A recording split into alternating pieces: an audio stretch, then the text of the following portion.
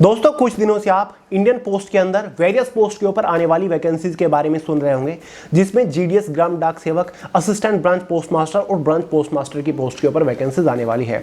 जहां पर काफी सारे लोग बता रहे हैं कि अराउंड 40,000 प्लस वैकेंसीज आ रही हैं। कुछ लोग कह रहे हैं कि लगभग 35,000 वैकेंसीज आपकी आने वाली है। तो चारों तरफ फिलहाल इस वैकेंसी का काफी क्रेज बना हुआ है और क्रेज होना बनता भी है, क्योंकि लास्ट ईयर से इसकी कट ऑफ में थोड़ी सी कमी भी आने लग गई, यानी कि प्रीवियस ईयर के कंपैरिजन में कट ऑफ थोड़ी सी कम जाने लगी है और इस साल से इन पोस्ट के ऊपर सैलरी भी आपको अच्छी खासी मिलने लगी है। तो यार कुछ दिनों से काफी सारे लोग लगातार कमेंट्स कर रहे हैं, डीएम्स कर रहे हैं कि भैया इंडियन पोस्ट के अंदर आने वाली वैकेंसीज के बारे में बताइए, सारे डाउट्स हमारे क्लियर करिए, इसके रिगार्डिंग एक फुल डिटेल वीडियो लेकर आइए। तो यार फिक्र क्यों कर रहे हो, आज की इस वीडियो में इस वैकेंसी के रिगार्डिंग कंप्लीट डिटेल्स आपको प्रोवाइड करूंगा, एकदम ऑथेंटिक डिटेल्स आपको दूंगा कि भाई आखिर कौन कौन सी पोस्ट के ऊपर कितनी वैकेंसीज कब आ रही है, ऑनलाइन फॉर्म कब स्टार्ट होंगे, फाइनल रिजल्ट कब जारी होगा। दोस्तों इतना ही नहीं, इस वैकेंसी के रिगार्डिंग कंप्लीट डिटेल्स आपको प्रोवाइड करूंगा।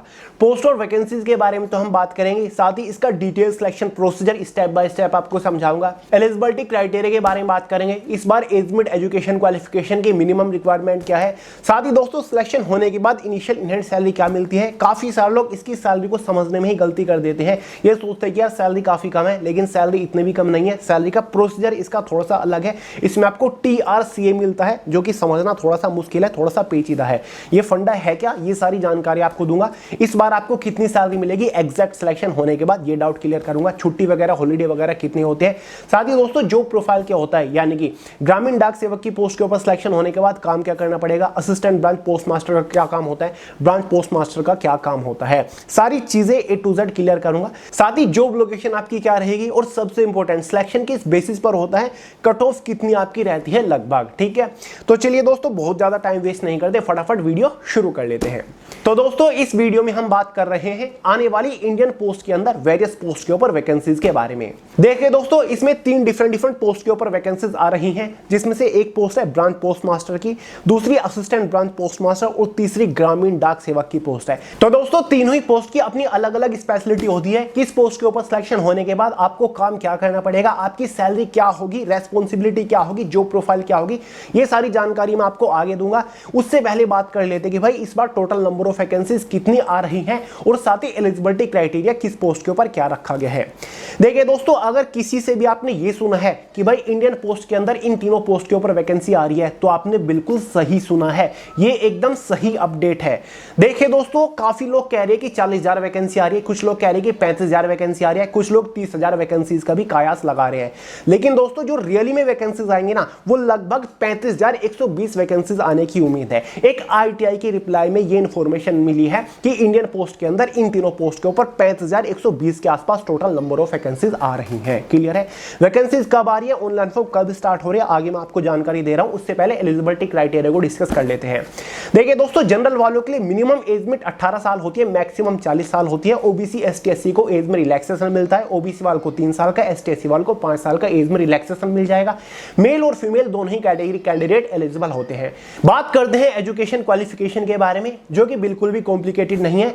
अगर आपने 10th पास कर रखा है तो भाई आप एलिजिबल होते हो। इसके अलावा कोई और एक्स्ट्रा एडिशनल सर्टिफिकेट या फिर क्वालिफिकेशन इसमें नहीं चाहिए, कोई एक्सपीरियंस यहां पर नहीं मांगा जाता। देखिए दोस्तों साथ ही जिस भी स्टेट से आप फॉर्म अप्लाई करोगे उस स्टेट की लोकल लैंग्वेज की नॉलेज आपको होनी चाहिए। मान के चलिए बिलोंग तो आप उत्तर प्रदेश से करते हो और फॉर्म अप्लाई करना चाहते हो पंजाब से, तो पंजाब की लोकल लैंग्वेज होती है पंजाबी, तो आपको पंजाबी की समझ होनी चाहिए। तो बेहतर यही रहेगा जिस भी स्टेट से आप बिलोंग करते हो उस स्टेट से फॉर्म अप्लाई कर दीजिए, क्योंकि दोस्तों इसका डायरेक्टली इफेक्ट पड़ता है आपकी पोस्टिंग लोकेशन के ऊपर। क्योंकि जिस भी स्टेट से आप फॉर्म अप्लाई करोगे उसी स्टेट में आपकी हमेशा के लिए जॉब लोकेशन रहेगी, पोस्टिंग लोकेशन रहने वाली है। तो इस वैकेंसी के सबसे बड़ा प्लस पॉइंट है कि भाई जहां से हम फॉर्म अप्लाई करेंगे ना, वहीं पर हमारी जॉब लोकेशन रहेगी। क्योंकि इसकी जो टोटल नंबर ऑफ वैकेंसीज है ना, ये state wise, circle wise, division wise divided होती है। तो यहां पर एक एक डिवीजन की भी वैकेंसीज डिस्क्लोज की जाती है। आप खुद इसकी ऑफिशियल वेबसाइट के ऊपर जाके चेक कर सकते हैं। चेक करने का तरीका मैं आपको बता दूंगा आगे चल के कि भाई कैसे आपको वैकेंसी चेकआउट करनी है, कैसे आपको फॉर्म अप्लाई करना है। ठीक है, उसकी टेंशन मत लीजिए। अब फाइनली बात कर लेते हैं सबसे बड़े कंफ्यूजन के बारे में, जो कि है इनिशियल इन हैंड सैलरी। कि भैया फॉर्म तो हम अप्लाई कर लेंगे, सबसे पहले आप ये बताइए सिलेक्शन होने के बाद किस पोस्ट के ऊपर सैलरी क्या मिलेगी। देखिए दोस्तों अगर आप इसका प्रीवियस ईयर का नोटिफिकेशन भी देखोगे तो वहां पर सैलरी के आगे TRCA स्लैब लिखा होता है। TRCA का मतलब होता है टाइम रिलेटेड कंटिन्यूटी अलाउंस, यानी कि इस डिपार्टमेंट के अंदर इन तीनों पोस्ट के ऊपर टाइम के अकॉर्डिंग आपको सैलरी दी जाती है। सैलरी आपको पर मंथ ही मिलती है, गवर्नमेंट से ही आपकी सैलरी आएगी, मिनिस्ट्री ऑफ कम्युनिकेशन से ही आपकी सैलरी आएगी, लेकिन दोस्तों टाइम के अकॉर्डिंग सैलरी मिलेगी। यानी कि अगर आप डेली 4 घंटा काम करते हो तो आपको 4 घंटे के हिसाब से पर मंथ सैलरी मिलेगी। अगर आप 4 घंटे से ज्यादा काम करना चाहते हो, आप डेली 5 घंटा काम करना चाहते हो, ठीक है, तो आपको 5 घंटे के हिसाब से ज्यादा सैलरी मिलेगी। 8 घंटा काम करने वालों को थोड़ी ज्यादा सैलरी मिलती है। तो दोस्तों इसको कहते हैं TRCA। तो जो नोटिफिकेशन में आपको सैलरी लिखी दिखाई देती है ना, वो केवल 4 घंटे काम करने के लिए सैलरी होती है। यानी कि आप डेली 4-4 घंटा इतना काम करो, इसलिए आपको इतनी सैलरी मिल रही है। लास्ट ईयर तक, पिछले साल तक 4 घंटे काम करने के लिए BPM ब्रांच पोस्ट मास्टर की पोस्ट के ऊपर पर मंथ आपको 12,000 शुरुआती सैलरी मिलती थी, अगर आप 4 घंटे काम कर रहे हो। लेकिन अगर आप 1 घंटा और एक्स्ट्रा काम करते हो तो भाई आपको पर मंथ 14,500 शुरुआती सैलरी मिलती है।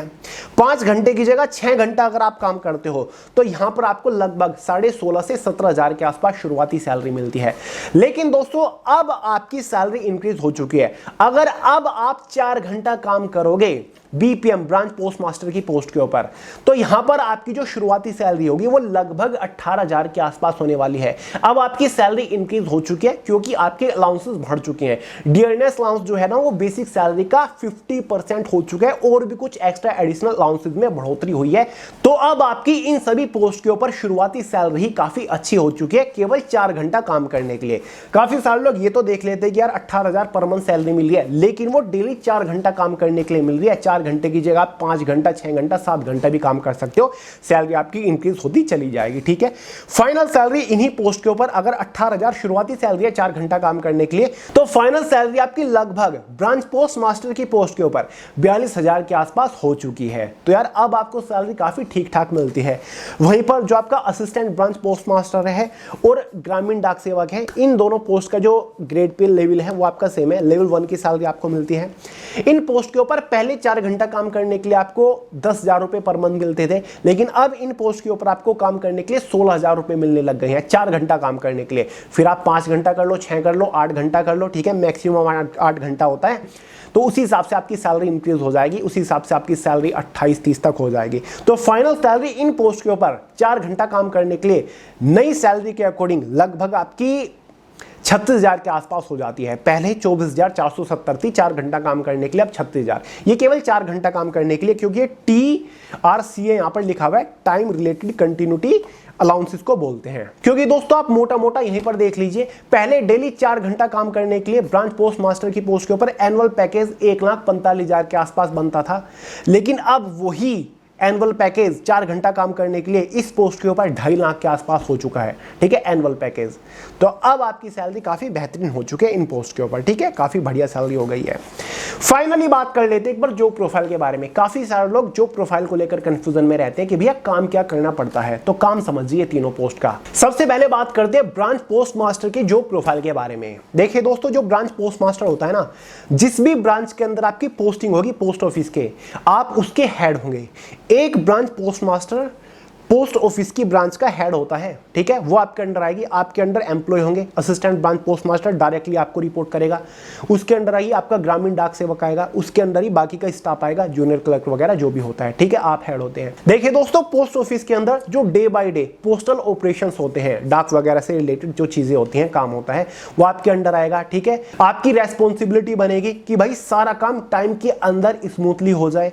साथ ही IPPB यानी कि इंडियन पोस्ट पेमेंट बैंक, जो आपको पता ही होगा, ये भी इंडियन पोस्ट का ही एक डिपार्टमेंट है, इसकी भी रेस्पॉन्सिबिलिटी आपके अंडर ही आएगी। इसकी भी सारी ट्रांजैक्शंस वगैरह आपको ही मैनेज करनी होती है, और जो डे बाय डे की रिपोर्ट्स होगी वो आपको हेड ऑफिस को सबमिट करनी होती है डेली। तो ये आपका काम होता है। ठीक है, आपके अंडर एम्प्लॉय होंगे जिनसे आपको काम कराना होता है, आप उनको कमांड देते हो।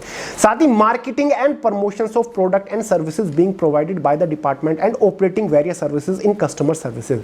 देखिए दोस्तों, जो बड़ी बड़ी स्कीम्स निकाली जाती है डिपार्टमेंट ऑफ पोस्ट के थ्रू, वो आपको आपके एरिया में प्रमोट कराने का काम होता है। जो ग्रामीण लोग हैं उन तक उस स्कीम को पहुंचाना है ताकि वो उस स्कीम का बेनिफिट उठा सके, ये आपका काम होता है। साथ ही आपके एरिया में आपको एज अ कस्टमर सर्विसेज का भी काम करना होता है। जो आपके एरिया आता है, जो लोगों की प्रॉब्लम है उनको भी सोल्व करना होता है। क्लियर है? साथ ही दोस्तों एक ब्रांच पोस्ट मास्टर किन को रिपोर्ट करेगा, किन के अंडर वो आएगा, कौन ब्रांच पोस्ट मास्टर को कमांड देगा? आपको कमांड देगा इंस्पेक्टर ऑफ पोस्ट, आईपीओ बोलते हैं जिसको, साथ ही असिस्टेंट सुपरिटेंडेंट ऑफ पोस्ट, साथ ही superintendent of post offices, senior superintendent of post offices, इनके अंडर आप आओगे। इनको आप डायरेक्टली रिपोर्ट करते हो। क्लियर है? इनके द्वारा जो काम असाइंड किए गए हैं, आपको दिए गए हैं, वो आप करते हो। ये सभी हेड पोस्ट ऑफिस में बैठते हैं। और ये मैं आपको पहले ही बता चुका हूं, एक ब्रांच पोस्ट मास्टर को तो एकोमोडेशन भी अलॉट किया जाता है, यानी कि रहने की व्यवस्था आपकी गवर्नमेंट द्वारा ही की जाती है। क्लियर है? फाइनली बात करते हैं असिस्टेंट ब्रांच पोस्ट मास्टर की जॉब प्रोफाइल के बारे में। तो दोस्तों इतना तो आप समझ ही गए हैं, असिस्टेंट ब्रांच पोस्ट मास्टर जो है वो डायरेक्टली असिस्ट करेगा ब्रांच पोस्ट मास्टर को, यानी कि ब्रांच पोस्ट मास्टर के द्वारा जो काम असाइंड किए गए हैं वो सभी आप करोगे। ठीक है? उसको आप असिस्ट करोगे। साथ ही आप डायरेक्टली जो पब्लिक होंगे, कस्टमर्स होंगे, उनसे डायरेक्टली आप इंटरेक्ट करोगे। हालांकि आप ऑफिस सेक्शन के अंदर ही रहोगे, आपका फील्ड ड्यूटी कोई फिजिकल काम नहीं है, बाहर जाने का काम नहीं है, आप ऑफिस सेक्शन के अंदर ही रहोगे।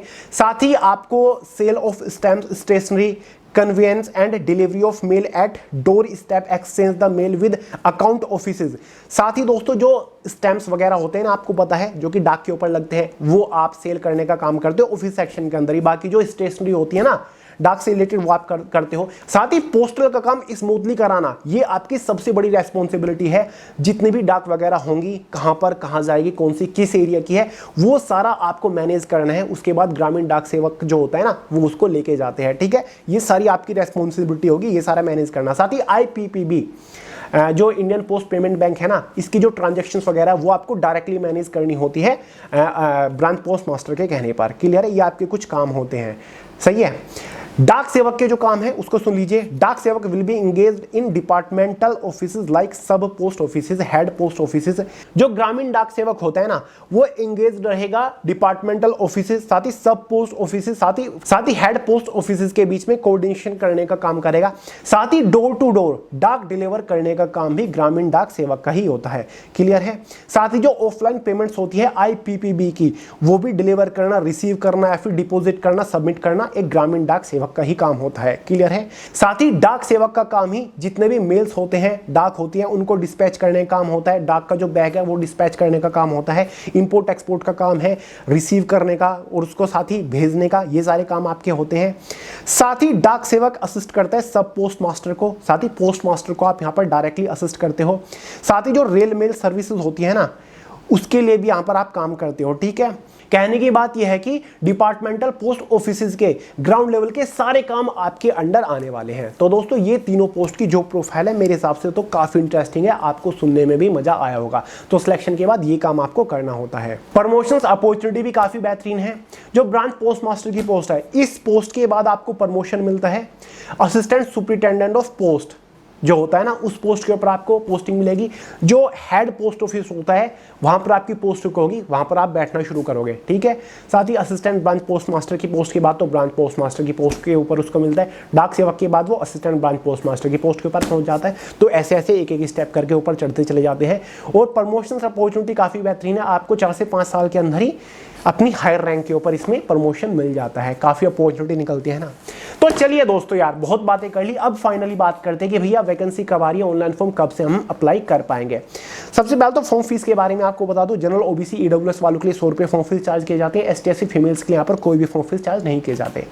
देखिए दोस्तों, वैकेंसी जो आ रही है वो लगभग 65,120 के आसपास आएंगी। एग्जैक्ट में नहीं कह सकता, क्योंकि ये कहा जा रहा है कि वैकेंसीज का जो ब्यौरा है ना, वो अलग अलग सर्किल से फिलहाल भी लिया जा रहा है, फिलहाल भी इकट्ठा किया जा रहा है, क्योंकि 1-2 सर्किल ऐसे हैं जिन्होंने वैकेंसीज को अभी रिपोर्ट नहीं किया है। तो अराउंड 65,120 वैकेंसीज फिलहाल अभी तक के टाइम तक यहां पर लिस्ट की गई है। थोड़ी बहुत ऊपर भी वैकेंसी आपकी आ सकती है, जो लोग कह रहे हैं ना 40,000 भी आ सकती है, लेकिन अभी तक के अकॉर्डिंग, अभी तक के डेटा के अकॉर्डिंग 65,120 वैकेंसीज हैं। तो दोस्तों ये जो वैकेंसीज आपको देखने को मिलेगी ना, वो आपको जून महीने के अंदर नहीं मिलेगी, वो आपको अगस्त महीने के अंदर देखने को मिलेगी। जी हाँ दोस्तों, प्रीवियस ईयर का रिकॉर्ड देख लीजिए। जो शेड्यूल 2 की वैकेंसी आई थी जुलाई के लास्ट वीक में आपका नोटिफिकेशन जारी किया गया था और शायद 2 अगस्त से आपके ऑनलाइन फॉर्म स्टार्ट हुए थे। ठीक है, तो इस बार भी शेड्यूल सेकंड के जो ऑनलाइन फॉर्म आएंगे ना इस वैकेंसी के, वो आपके अगस्त महीने के अंदर आएंगे। हाँ, जुलाई के लास्ट वीक तक आ सकता है नोटिफिकेशन, लेकिन ऑनलाइन फॉर्म आपके अगस्त महीने से शुरू होंगे और हर साल ऐसा ही होता आता है। ये कोई वैकेंसी पहली बार नहीं निकल रही है, एक साल में 2 बार ये वैकेंसी हर बार निकलते हैं, गारंटेड निकलते हैं। और पिछली बार भी आप देखोगे ना, जुलाई महीने के अंदर जो नोटिफिकेशन जारी हुआ था अराउंड 30,041 के आसपास से टोटल नंबर ऑफ वैकेंसी थी। मैंने आपको डिटेल वीडियो प्रोवाइड किया था बना के। ठीक है, तो अच्छी वैकेंसी है। तो ऑनलाइन फॉर्म अगस्त महीने के आसपास अप्लाई होंगे, गारंटेडली स्टार्ट हो जाएंगे, टेंशन लेने की जरूरत नहीं है। फाइनल रिजल्ट जो जारी किया जाता है ना, फाइनल मेरिट जो जारी की जाती है वो सितंबर महीने के अंदर जारी की जाती है। और शुरुआत में मैंने आपको बताया था कि कट ऑफ में थोड़ी सी राहत अब इसमें देखने को मिलने लगी है। पिछले साल 2 मेरिट लगानी पड़ी थी इनको, 1 मेरिट लगाई गई, वैकेंसीज कम रह गई, उसके बाद एक और मेरिट इन्होंने जारी करी, जिसके बाद वैकेंसीज को पूरी तरीके से भरा गया। देखिए दोस्तों, सिलेक्शन प्रोसीजर के बारे में तो आपको पता ही है, फॉर्म अप्लाई करके बस आपको वेट करना है, क्योंकि आपके 10th के मार्क्स के बेसिस पर आपको सिलेक्शन दिया जाता है। मेरिट हाँ कैटेगरी वाइज थोड़ी सी हाई लगती है, क्योंकि जिन कैंडिडेट्स के मार्क्स बहुत ही अच्छे हैं वो भी इसके लिए अप्लाई करते हैं, तो आपको मेरिट काफी बढ़िया देखने को मिलेगी। कॉम्पिटिशन काफी बेहतरीन होता है, ये नहीं कि 10, 20, 30, 40 हजार कैंडिडेट्स फॉर्म अप्लाई करते हैं, लाखों की संख्या में कैंडिडेट फॉर्म अप्लाई करते हैं। तो दोस्तों सिलेक्शन प्रोसीजर बिल्कुल ईजी है, फॉर्म अप्लाई करिए, अब बैठ जाइए, दूसरे एग्जाम की अपना तैयारी जारी रखिए। बस फॉर्म अप्लाई करने के 15-20 दिन के अंदर एक मेरिट जारी की जाएगी, तो 10वीं के मार्क्स के बेसिस पर, जिसके बाद आपका फाइनल सिलेक्शन होगा। मेरिट आपकी पोस्ट वाइज रहती है, तीनों पोस्ट के लिए आप फॉर्म अप्लाई कर सकते हैं। ठीक है, ब्रांच पोस्ट मास्टर की अलग merit, assistant branch post master की अलग, डाक सेवक की मेरिट आपके अलग रहेगी। उस मेरिट के बेसिस पर आपको फाइनल सिलेक्शन दिया जाता है। मेरिट जो बनती है वो स्टेट वाइज, सर्किल वाइज बनती है। जैसे कि उत्तर प्रदेश के अगर आप प्रीवियस ईयर की कट ऑफ देखोगे तो आपको कहीं 92 भी देखने को मिलेगी, कुछ सर्किल कुछ डिवीजन की, कहीं पर 88, 88 भी मिलेगी, और कहीं बार आपको 97 मार्क्स भी कट ऑफ देखने को मिलेगी। ठीक है, तो इस तरीके से आपकी कट ऑफ यहाँ पर रहती है। तो अगर आपके मार्क्स ठीक ठाक है, कैसे भी हो यार, कितने भी हो, अगर आप इंटरेस्टेड है इस डिपार्टमेंट को लेकर, इन पोस्ट को लेकर, तो आपको यार फॉर्म जरूर अप्लाई करना चाहिए। 100 रुपए फॉर्म फीस है, ST/SC फीमेल्स के लिए तो यहाँ पर फॉर्म फीस चार्ज किए भी नहीं गए हैं। एग्जाम वगैरह आपको कुछ नहीं देना, बस आपको तैयारी मतलब फॉर्म अप्लाई करके बैठना है, देखना आपका नंबर पड़ता है फिर नहीं। ठीक है, तो कोई डाउट हो, कोई सवाल हो, कमेंट करके पूछ लीजिएगा। बाकी दोस्तों वैकेंसी आपकी अगस्त महीने के आसपास आएगी, उम्मीद नहीं है कि जून के अंदर आपको वैकेंसी देखने को मिल जाए। बाकी दोस्तों इंडियन पोस्ट ऑफिस के अंदर से एक और बड़ी गुड न्यूज निकल के आ रही है, उसकी रिगार्डिंग आपको कल वीडियो मिल जाएगा, जहां पर 10वीं 12वीं ग्रेजुएट पास कैंडिडेट्स फॉर्म अप्लाई कर पाएंगे और साथ ही आपका एग्जाम भी प्रॉपर कंडक्ट कराया जाएगा। और बस कल ही आपको इस वीडियो में बताऊंगा, क्योंकि अभी कुछ और जानकारी निकालना बाकी है। कल डिटेल वीडियो आई है बिंदास, और बड़ी वैकेंसी आएगी। ठीक है, तो कल की वीडियो का वेट करिए। ये तो आपकी रेगुलर वैकेंसी है, वो पहली बार ही निकल के आएगी। तो चलिए दोस्तों, इस वीडियो में इतना ही था। पसंद आए लाइक करेगा, दोस्तों के साथ शेयर करेगा, चैनल को सब्सक्राइब करना मत भूलिएगा। मिलते हैं अगली वीडियो में बहुत ही जल्द, तब तक के लिए जय हिंद।